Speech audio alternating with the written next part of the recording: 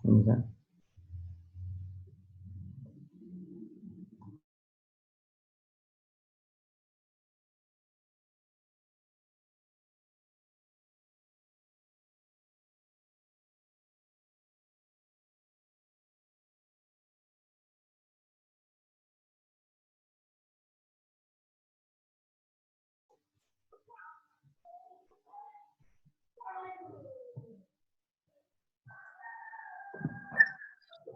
Assalamualaikum warahmatullahi wabarakatuh.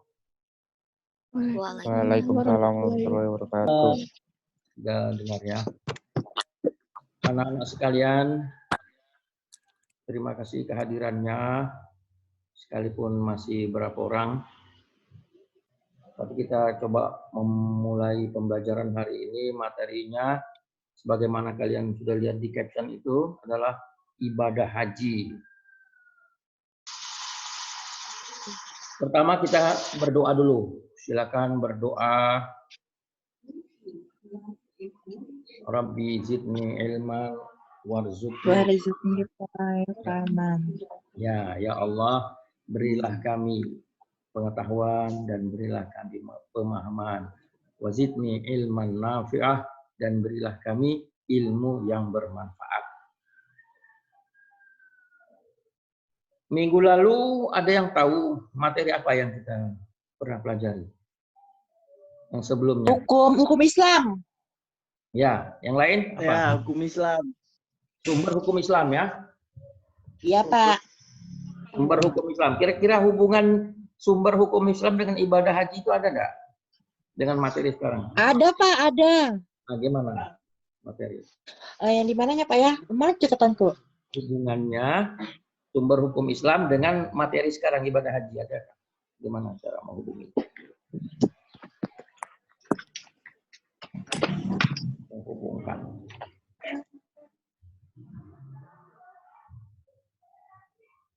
Lamain ya. Sumber hukum Islam itu Al-Quran, hadis, ijma, qiyas. Nah, Al-Quran itu dasar-dasar kita mempelajari agama. Hadis juga begitu. Dasar-dasar kita mempelajari ibadah. Jadi kita beribadah karena Al-Quran dan hadis. Jadi pedoman-pedomannya di sana, hadis. Perintah-perintahnya dari Al-Quran.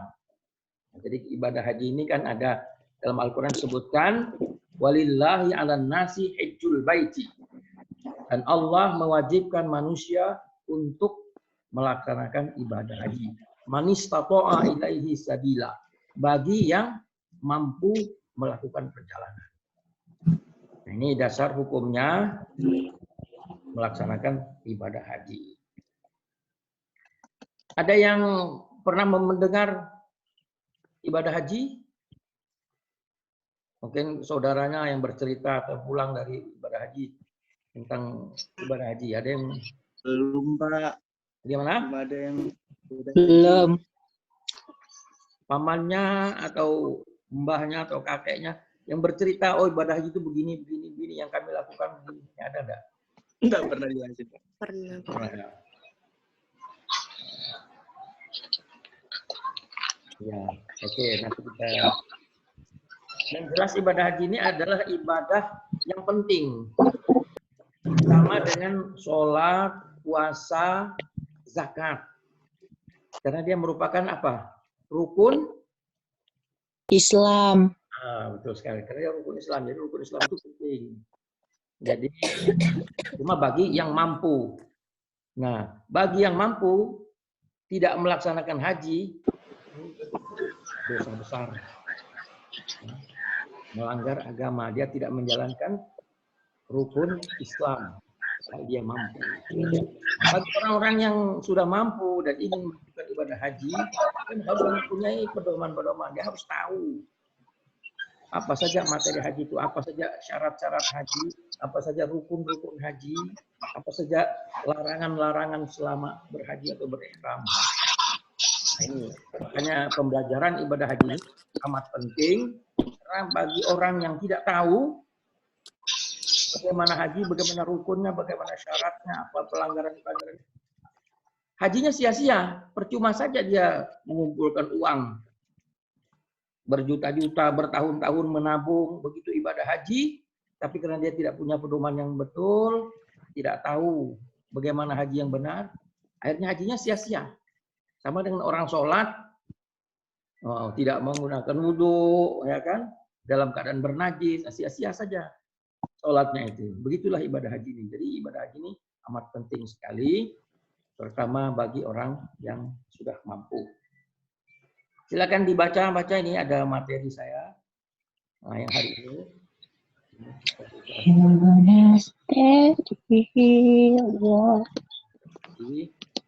Kemudian syarat-syarat haji.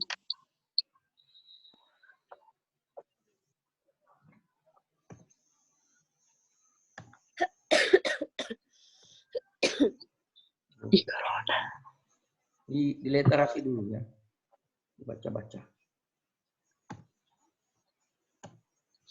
Rukun haji ihram dari Mikot ke Arafah dan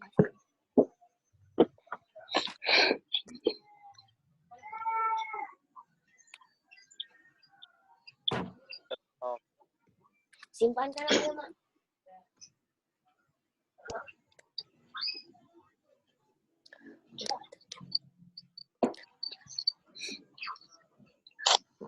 Campbell tapak tangan kayak halaman memotong kuku melakukan angkat.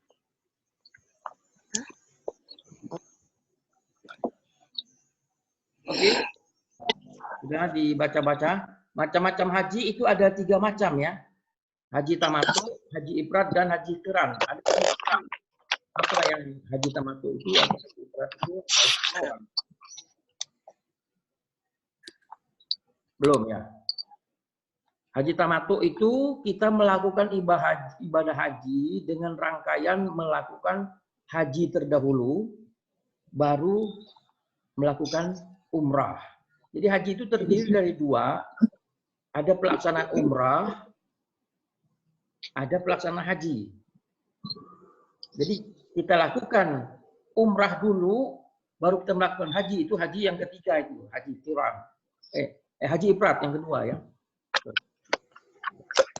Itu campuran sekaligus. Kalau kita melakukan haji tamattu ini, jadi kita melakukan ibadah hajinya tanggal 9, 10, 11, 12, 13 Zulhijjah itu.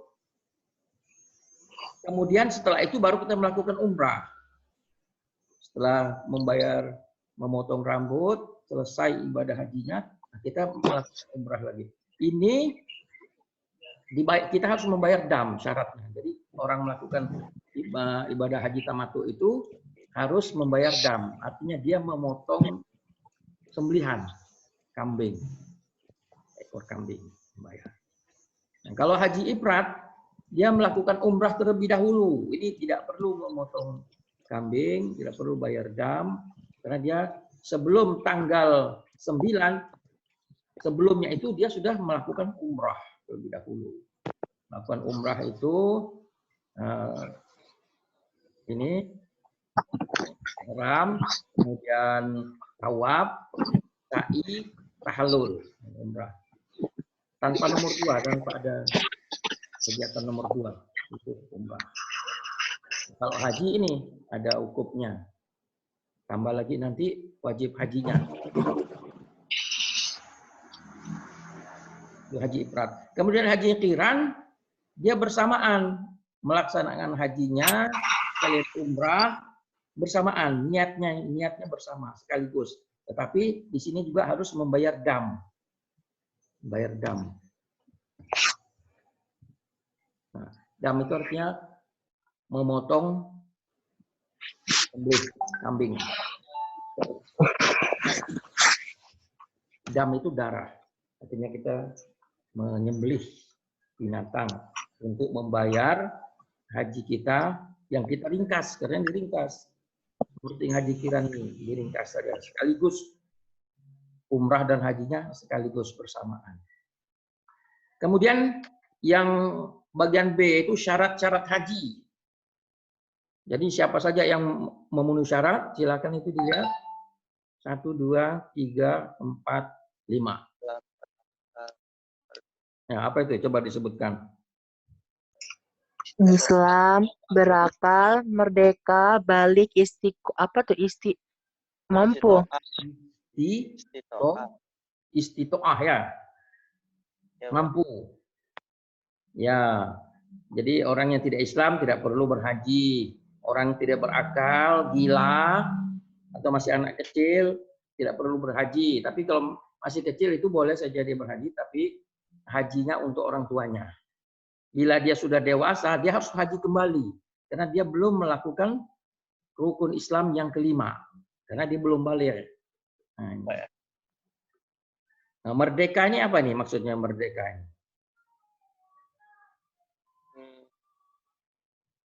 Yang dimaksud merdeka dalam syarat haji ini. Bukan budak ya.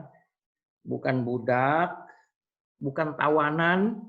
Mungkin kalau sekarang ini di penjara, orang yang di penjara itu kan tidak merdeka. Dia tidak perlu haji. Koruptor misalnya dimasukkan di penjara, dia tidak perlu haji. Karena dia di penjara.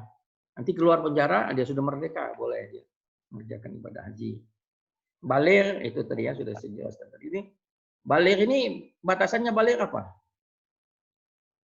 Ada yang tahu? Rahim? Baligh itu Rahim? Tidak tahu, Pak. Baligh kayak kau tuh lah, sudah baligh, sudah kencing malam, mimpi ya sudah dewasa lah. Bilang orang kalau kencingnya tuh deras sekali, artinya sudah biologis, senjata biologisnya sudah dia sudah balik. Perempuan tahu aja sendiri ya, kemampuan itu ada beberapa gejala-gejala itu perempuan haid. Istitoah bagi wajib orang yang mampu melakukan ibadah haji. Mampunya itu melakukan perjalanan. Dia punya uang untuk melakukan membeli tiket. Halo? Dia punya. Halo. Halo? Halo, Pak. Ya. Pak. Mati. Hah? Dia, kok dia mati dia?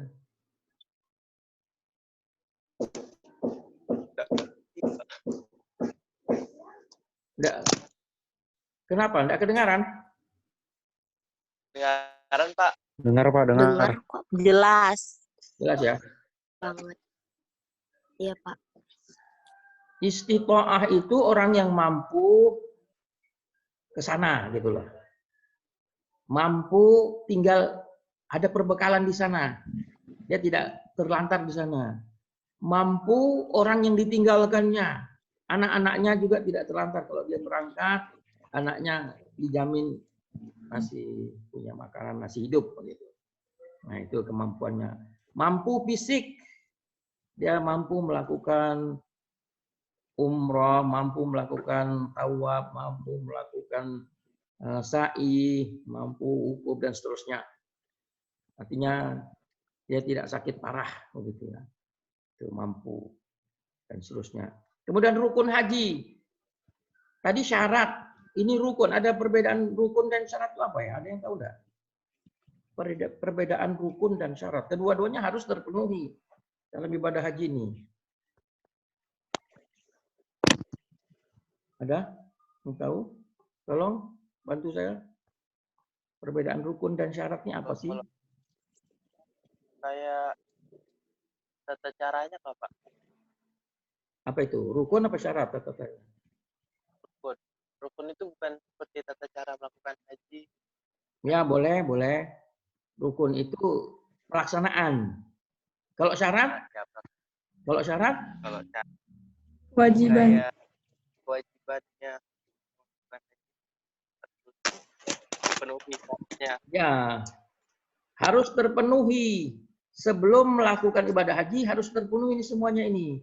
Dia harus mampu, dia orangnya baligh, dia orangnya merdeka.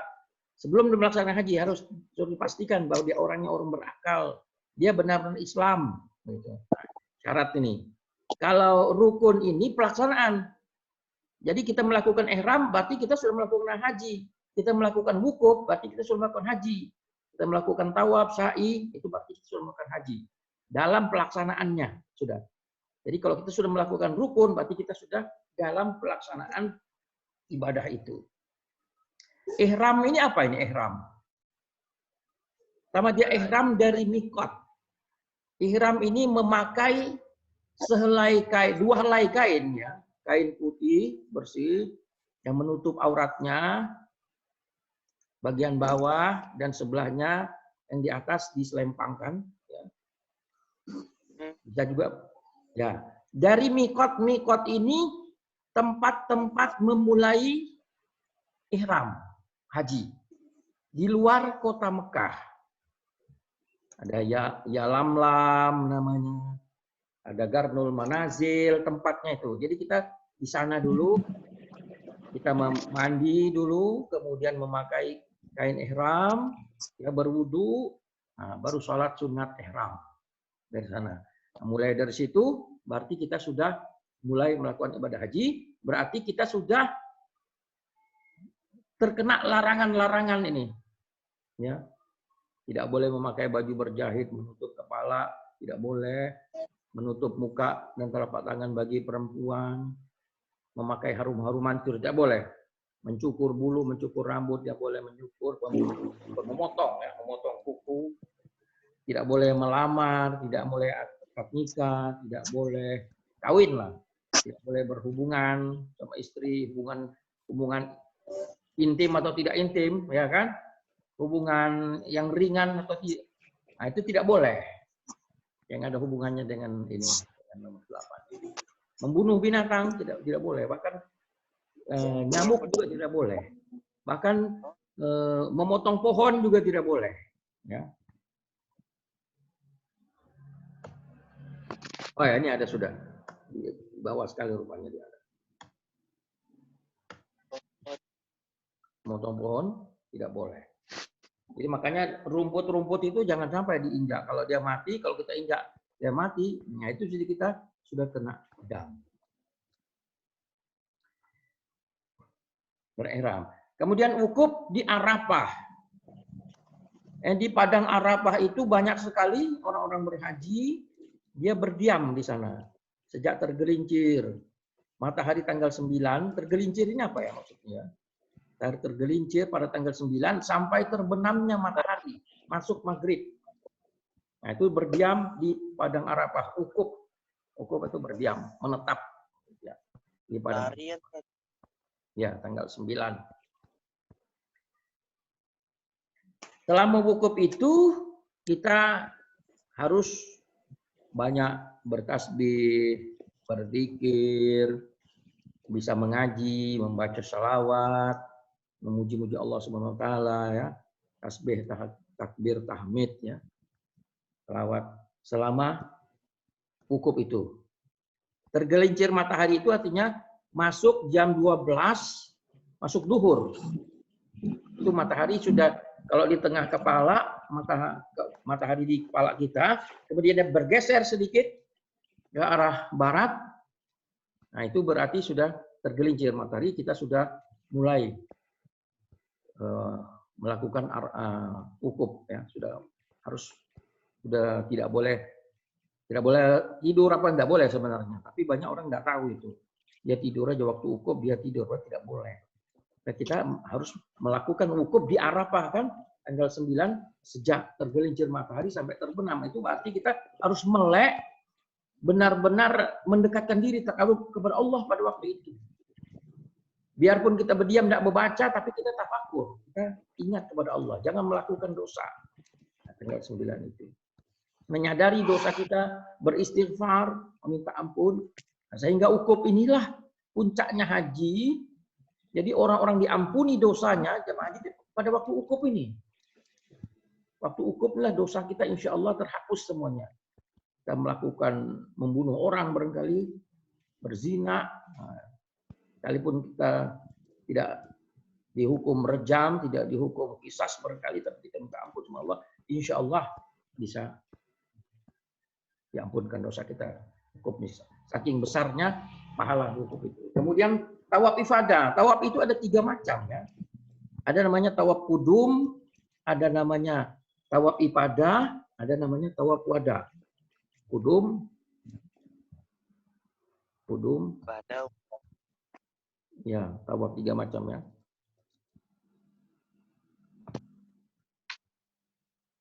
Kemudian ifadah ini sudah ya. Dan wada.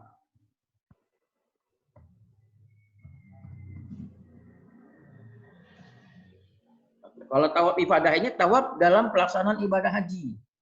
Kalau tawaf kudum ini tawaf ketika kita sampai di tanah suci, kita melakukan tawaf dulu. Nah, sementara tawaf wada ini ketika kita sudah selesai melaksanakan ibadah haji dan ingin pulang kembali ke tanah air, kita melakukan tawaf dulu. Namanya tawaf wada. Nah, jadi kudum ini awal, wada ini akhir mau pulang. Kalau kita sudah melakukan tawaf wada, kita tidak boleh menginap lagi ke mes kita atau tempat tinggal kita, di maktab kita. Kita begitu setelah wada langsung pulang. Jangan kembali ke hotel umpamanya, tidak boleh. Jadi begitu keluar dari hotel, semua membawa pakaian, barang-barang, tawaf dulu, habis itu baru berangkat. Nah, karena ini tawaf perpisahan namanya, tawaf adanya, tawaf perpisahan. Jadi kita berpisah dari tanah suci, dari Mekah, dari semuanya, kemudian kita menuju tanah air kita. Nah, sa'i juga ini rukun haji. Setelah kita melakukan tawaf ifadah, salat sunat, nah, kita melakukan sa'i. Kalau tawaf ini apa? Ada yang tahu tawaf itu bagaimana? Syarat-syarat tawaf, pelaksanaan tawaf itu bagaimana? Ada yang tahu enggak? berputar mengelilingi Ka'bah dan dilakukan secara berlawanan dengan arah jam. Sebanyak 7 kali putaran. ya, selama 7 kali putaran, sedangkan bahu kiri kita berada di sebelah Ka'bah. Makanya bahu kiri kita itu ditutup dengan kain ihram. Bahu kanan kita boleh terbuka, ya kan, diselempangkan itu. Jadi bahu kiri kita itu di sisi Ka'bah. Sehingga kita harus tutup dia untuk menghormati Ka'bah. Keliling mulai dari Hajarul Aswad, keliling sampai Hajarul Aswad lagi 1 sampai 7 kali keliling Hajarul Aswad. Nah, itu tawaf ibadah atau tawaf. Kalau sa'i, ada yang tahu sa'i? Apakah sa'i itu? Bukit Sofa dan Bukit Marwah banyak 7 kali. Ya. Berjalan kecil ya, atau berlari-lari kecil dari Bukit Safa ke Bukit Marwah. Sebanyak berapa? 7 kali. 7 kali bolak-balik. Arti dari Bukit Safa menuju Bukit Marwah itu 1 kali. Kemudian dari Bukit Marwah kita ke Safa lagi, itu berarti kita sudah 2 kali. Kalau Ka'bah kan diputar. Mulai dari Hajarul Aswad, terus Rukun Yamani, terus Rukun Iraki, terus kembali ke Hajarul Aswad, itu baru 1 kali. Tapi kalau sa'i, dari Bukit Safa ke Bukit Marwah, itu dihitung 1 kali. Dari Bukit Marwah kembali ke Safa, nah itu sudah 2 kali. Jadi sampai 7 kali. Jadi dari Safa nanti berakhirnya di Marwah, kita membaca doa di sana. Kemudian biasanya tahallul, memotong rambut, karena sesuai, ini terakhir nih biasanya sa'i ini, tahallul kan, memotong rambut. berarti rangkaian haji sudah selesai. Nah, berarti kita sudah boleh membuka baju dan seterusnya. Tertib ini maksudnya sesuai ya.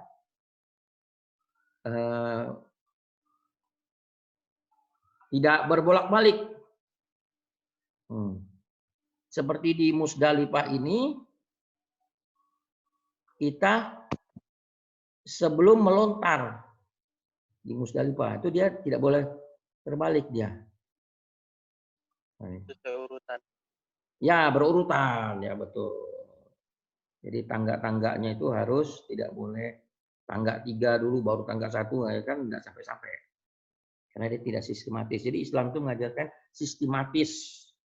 Tertib itu sistematis sebenarnya. Tertib ini. Tahallul, ada yang tahu tahallul artinya? Rambut. Memotong rambut dalam rangka berapa helai rambutnya dipotong? Minimal 3 helai. Ya, minimum 3 helai. Tapi ada yang mengatakan sebaiknya kalau laki-laki itu dipotong semuanya, dicukur gundul. Itu ya itu abdalnya begitu. Abdal. Tapi banyak juga orang cukur aja. Digunting rapi juga bisa. Tapi kalau mau lebih abdal, dicukur seluruhnya, lontos, botak. Kepalanya. Makanya banyak kita lihat orang itu pulang umrah itu botak. Nah itu dia kalau mencari abdalnya itu. Tahallulnya dia habisin rambutnya semuanya. Tertib. Kemudian wajib haji. Nah ini ada rukun haji, ada wajib haji. Ada yang tahu nggak perbedaannya ini? Rukun haji sama wajib haji. Dua-duanya wajib. Rukun juga wajib, tidak boleh ditinggalkan. Juga wajib haji, ya wajib tidak boleh ditinggalkan juga. Tapi ada perbedaan itu pasti. Ada yang tahu kan? Perbedaan rukun haji. Jadi rukun haji ini, pelaksanaan haji, bagian dari pelaksanaan haji, tidak boleh ditinggalkan. Tidak boleh ditinggal, harus. Bila ada yang tertinggal, berarti hajinya tidak sah. Hajinya batal. Tapi kalau wajib haji, wajib dilakukan, dilaksanakan semuanya. Bila tertinggal, tidak apa-apa, boleh membayar dam. Misalnya dia tidak mabit di Musdalifah, boleh. Tapi dia harus diganti dengan seekor kambing. Atau dia tidak melontar jumrah tanggal 10 Zulhijjah. Atau tidak menginap di Mina tanggal 11, 12, dan 13. Nah, dia membayar. Setiap poin ini harus satu ekor kambing. Tidak melontar tanggal 10, berarti memotong kambing. Tidak menginap di Mina, tidak tidur di Mina selama tanggal 11, 12, dan 13, itu dia harus membayar seekor kambing. Melontar jumrah tanggal 11. Karena ini kita melontar itu 2 kali ya, bahkan 3 kali. Melontar tanggal 10, jumrah. Nah, nanti kita menginap di Mina, kemudian melontar lagi tanggal 11-nya. 3 jumrah. Ya. 3 jumrah. Jumrah Aqabah, jumrah Ula, jumrah Wusta. Tanggal 12 juga begitu. Tanggal 13 juga begitu. Nah, itu ada namanya nafar awal. Dalam melontar ini ada istilah nafar awal dan nafar sani. Nafar.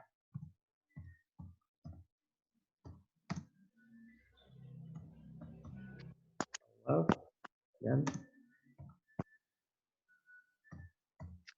nafar sani. Nafar awal dan nafar sani. Ada yang tahu nggak kira-kira apa itu nafar awal, apa itu nafar sani? Nggak ada ya? Jamaah haji aja banyak kesulitan, ya? Ya, Pak. Ada yang tahu? Nggak ada ya? Nggak ada, Pak. Nggak ada. Ya jamaah haji aja banyak yang tidak paham apa yang dimaksud nafar awal dan nafar sani. Nafar awal, nafar sani sebenarnya orang pertama dan orang kedua. Artinya orang yang berangkat pertama itu nafar awal, orang yang berangkat kedua itu nafar sani.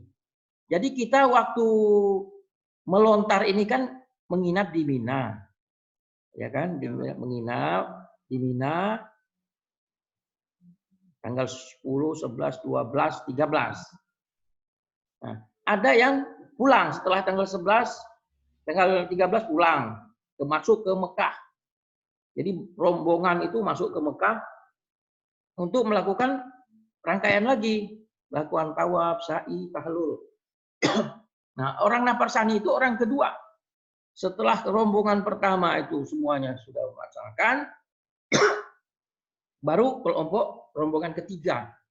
Nah, rombongan kedua yaitu tanggal yang melaksanakan tanggal 13, tanggal 14 barangkali, tanggal 13 ini, nah, baru mereka ke Madinah, baru mereka ke Mekah. Maksudnya supaya Mekah itu jangan bludak manusia. Karena bayangkan di Padang Arafah itu manusia itu penuh sekali, jutaan manusia. Nah, pergi tawaf sementara lingkungan tawaf pun kecil saja. Tidak seperti di Padang Arafah luas sekali manusia ngumpul-ngumpul di sana. Itu pun aja bisa kecelakaan. Kejadian tahun berapa itu? Orang tertinggi saja itu di terowongan itu kan. Nah, saking banyaknya manusia. Apalagi di Mekah. Di Ka'bah. Ka'bah itu kecil dibanding manusia yang besar ya. Jumlah manusia yang banyak. Nah, jadi makanya dia ada nafarsani, rombongan pertama manusia dari Padang Arafah, dari Mina itu, Armina namanya, langsung ke Mekah rombongan itu. Jangan sampai numpuk, dibagi. Jadi nafar awal dan nafar sani supaya jangan terlalu membludak begitu. Sekalipun memang masuk di Ka'bah itu ada antriannya juga, ada ditutup. Kalau bisa sudah longgar, banyak yang keluar, bukanya lagi. Tapi tetap saja manusia itu meludak. Bisa terjadi kecelakaan, bisa terjadi orang terinjak-injak di waktu tawaf ya, pelaksanaan tawaf. Apalagi berusaha mencium Hajarul Aswad, itu banyak yang mati itu. Karena berdesak-desakan dan apalagi perempuan ya.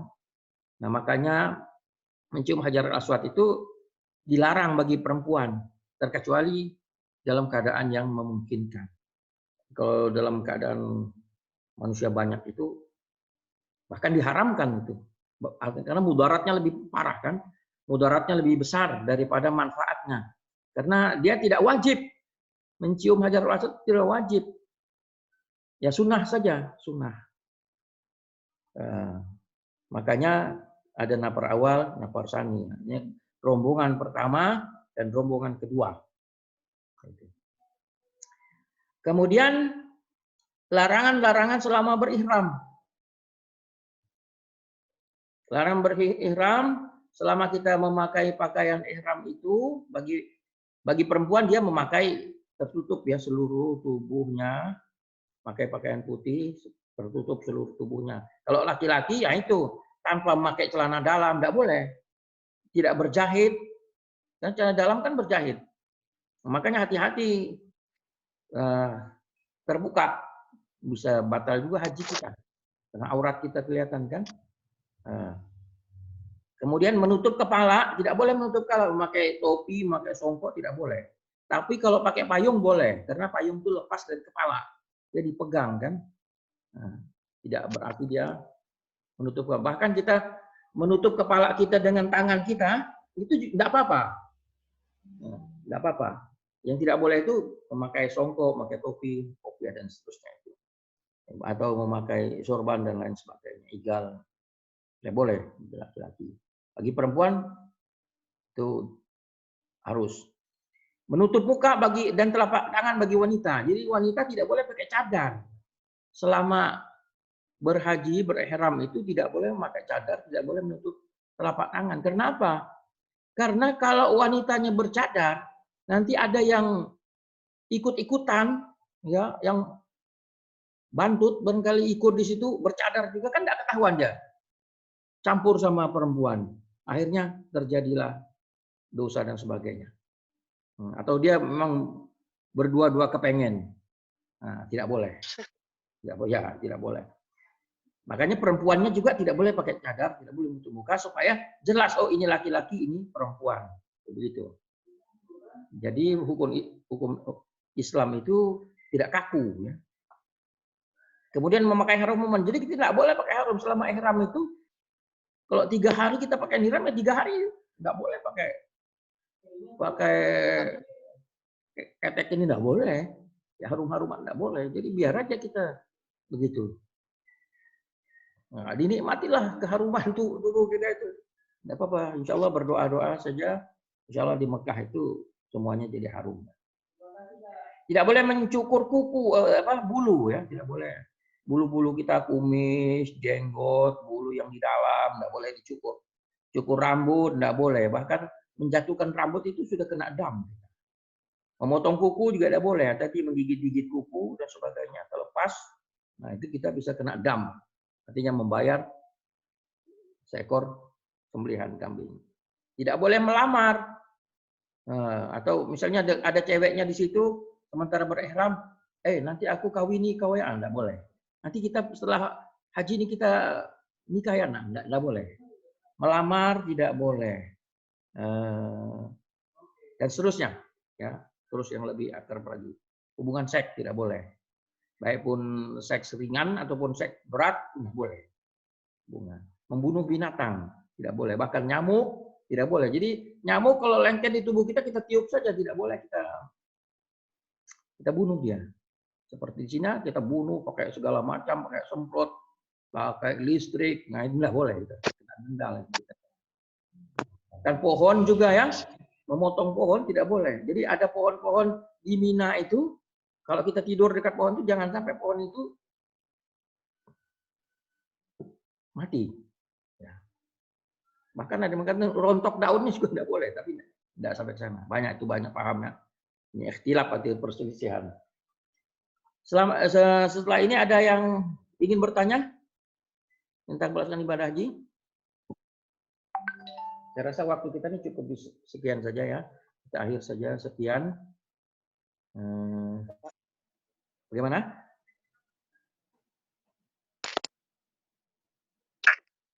Pembelajaran kita pada hari ini kita cukupkan sampai di sini. Allahumma fiq ila aqwamit thariq. Allah musta'an. Wassalamualaikum warahmatullahi wabarakatuh. Waalaikumsalam. Waalaikumsalam warahmatullahi wabarakatuh.